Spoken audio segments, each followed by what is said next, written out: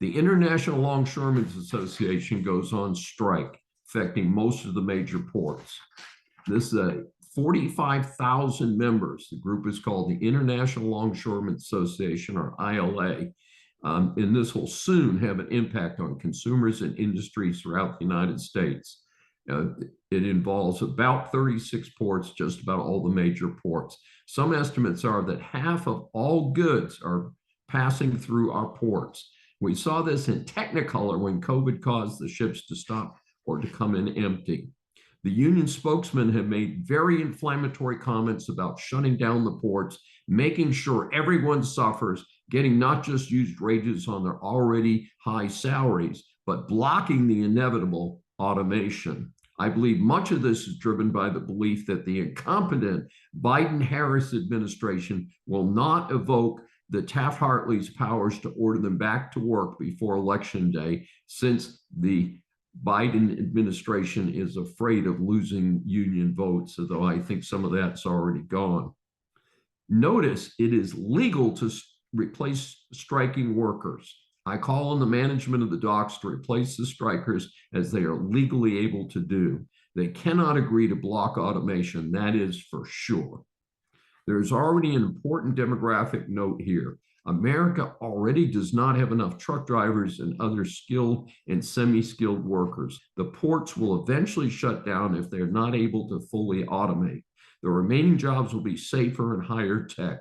As I discussed above on the need to build better infrastructure, that must be the mantra, of course, all areas, and that includes the government and the private sector.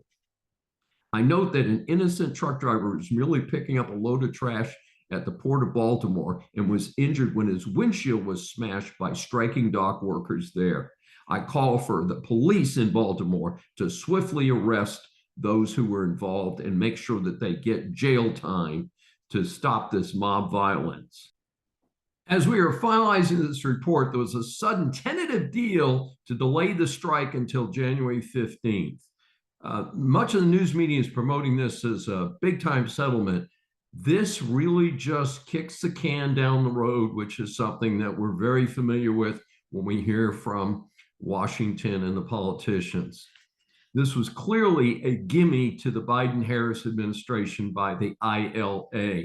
This strike would make the current administration look bad right on the eve of the election and might turn the tide in favor of Trump here in this tight election race.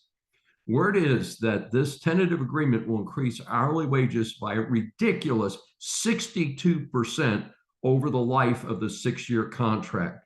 This increases hourly wages from $39 an hour to $63 an hour. That's the base wage. Most of them make a great deal more than that due to overtime.